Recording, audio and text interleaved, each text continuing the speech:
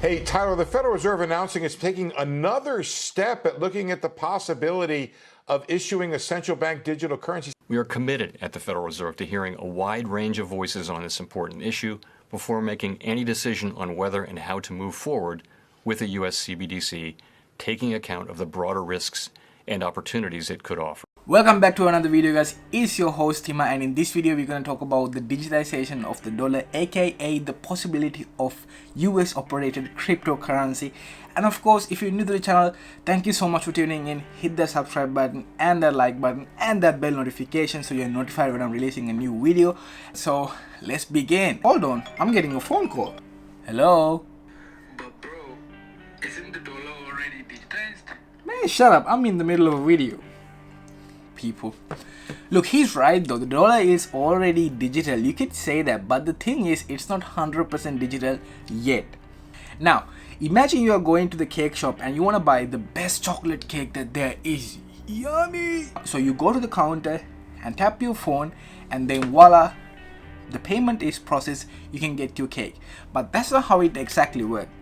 In order for a payment to go through, it has to go through an acquirer and then a bank, and then the bank has to verify your details and then send that message back to the acquirer, and then only the payment will get secured. Even though this looks instantaneous to us, this process is an expensive, time-consuming process that could result in counterparty risk. And because of this, US government is thinking of bringing their own cryptocurrency to eliminate the middleman, just like what Bitcoin is doing. So how will the Fedcoin operate? Well, basically what they'll do is they'll tell us to come to operating theater, and they'll put this RFID chip in our hand so we can make payment. I'm just joking, that's not how they're gonna do. They're not gonna put any kind of chips in our brains, because there are chips already in our brain.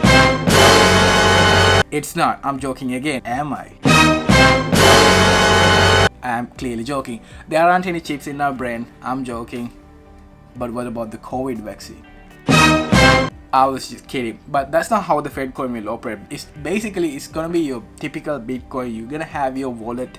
Of course, you can make transactions using that wallet, but instead of using your US dollars, you'll have the Fedcoin, which is of course the denominated digital currency invented by the United States. Now of course they haven't released these details yet. They're doing this project in collaboration with the MIT, Massachusetts Institute of Technology. Did I pronounce that right? Of course they will talk about the Fedcoin in the coming months, of course Q3 mainly, that's July, and of course maybe at the end of the year we'll hear more about the upcoming Fedcoin. Now what are the pros and cons of the Fedcoin? Let's say we already have the Fedcoin, but how this will affect the crypto market, alright, and what kind of pros and cons this will have?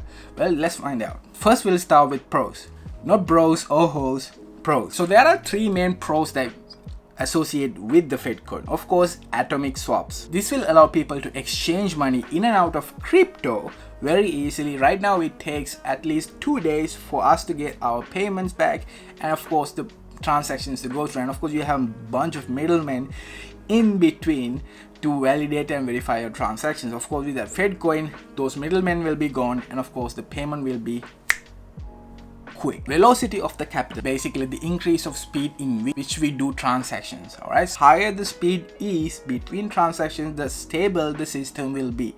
So of course US system, just like any other financial system, has its own flaws, and they might be thinking by introducing a Fedcoin, this velocity will increase, and that will make the system more stable.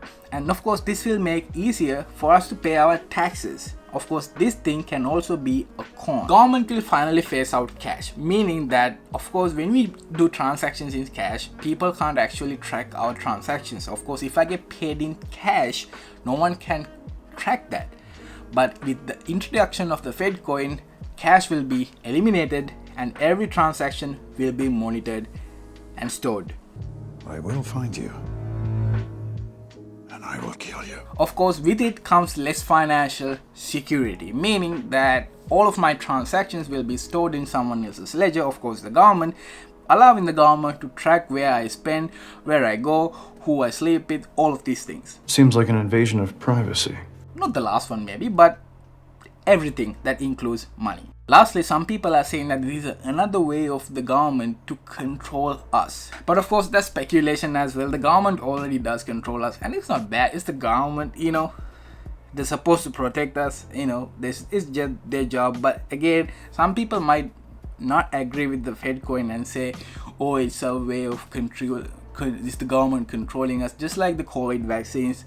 People are saying that they're putting chips inside the vaccine, which is, I don't know, but we're talking about a virus, so we need every protection that we can get from virus. So get your damn vaccination. All right. But yeah, I personally don't think that this is another way of control, because I think we're already in control.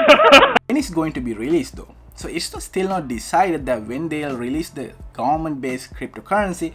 But of course, the people in the government are already divided whether to have this currency or not. For example, Jerome Powell, or Papa Powell, says that he will make it happen if the Congress votes for it. And of course, Janet Yellen, this woman, says that the Fedcoin will help people who does not have access to the banking system, which is actually a true concern. And of course, this guy, Sherrod Brown, who represents the interest of banks, says that by inventing the Fedcoin, the government is trying to jeopardize the already stable financial system. Of course, he's looking after the banks. Banks are, I'm pretty sure, paying him a good amount of money. So what this will mean for Bitcoin, that's the most important thing that I want to know. Bitcoin and all the other cryptocurrency, I'm pretty sure it does not affect Bitcoin or cryptocurrency, but because the role of Bitcoin is basically to protect and store value.